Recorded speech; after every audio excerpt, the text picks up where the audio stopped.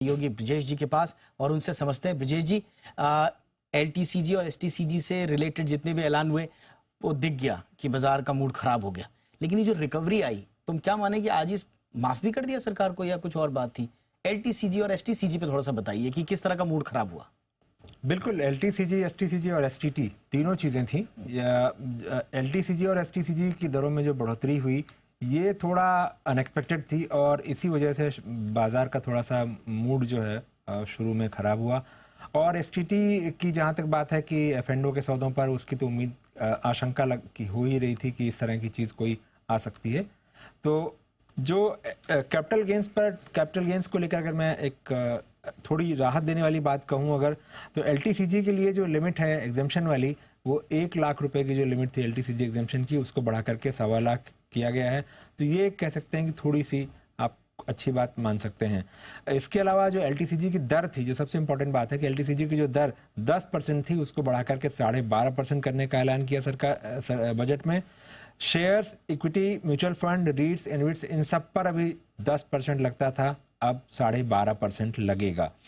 इसके अलावा property, gold, unlisted asset पर एलटीसीजी की दर जो है वो 20% थी, तो वहां अगर कहें कि उसको 12.5% किया गया है, लेकिन इंडेक्सेशन का जो फायदा मिलता था उसको हटाने की बात कही गई है।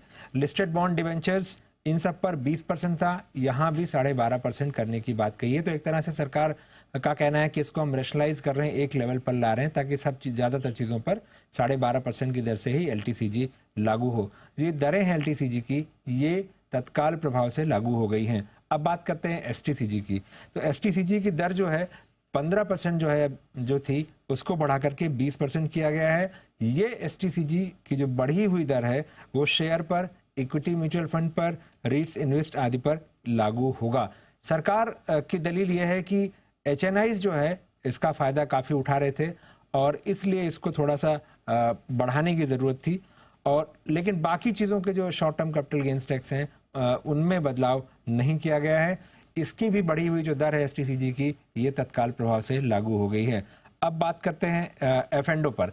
एफएनडो पर जैसी कि आशंका थी सबको कि सरकार इसमें टैक्स बढ़ा सकती है, एसटीटी बढ़ा सकती है, तो वो बढ़ाया है सरकार ने। ऑप्शन सेल पर एसटीटी की दर जो है जो 0.0625% थी उसको बढ़ा करके 0.1% कर दिया गया है।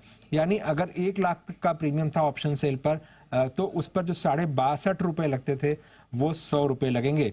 इसी तरह से फ्यूचर्स के सेल पर एसटीटी की जो दर थी 0.0125% थी, इसको भी बढ़ाकर 0.02% कर दिया गया है। यानी अगर 1 लाख कोई सौदा था, कोई फ्यूचर्स का सौदा था जिसकी वैल्यू 1 लाख रुपए थी, तो यहाँ जो पहले 12.5 रुपए लगते थे अब 200 रुपए लगेंगे। एफएनडो पर जो एसटीटी की बढ़ी हुई दर है ये 1 अक्टूबर 2024 से लागू होगी। एक और चीज जो था जिसकी बहुत समय से बात हो रही थी कि जो बायबैक कंपनियां लाती हैं, बायबैक एक तरीका होता है कि कंपनियों की जो भी कमाई बढ़ी हुई होती है उसको निवेशकों को लौटाने के लिए बायबैक करती हैं, खासतौर पर आईटी कंपनियां। तो ये जो बायबैक किया जाता था, सरकार का मानना है कि ये एक तरह से डिविडेंड डिस्ट्रीब्यूशन टैक्स ना देना पड़े, चूंकि वो खत्म हो गया, ना देना पड़े, नहीं देना पड़ता था कंपनियों को, इसलिए उन्होंने बायबैक का तरीका निकाला था। इसलिए एक तरह से ये टैक्स अवॉइडेंस था।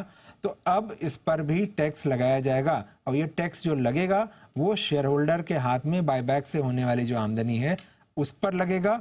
और इसके जो लागू होने की डेट होगी, बायबैक से हुई आमदनी पर जो टैक्स लगाने की तारीख होगी वो भी 1 अक्टूबर 2024 होगी।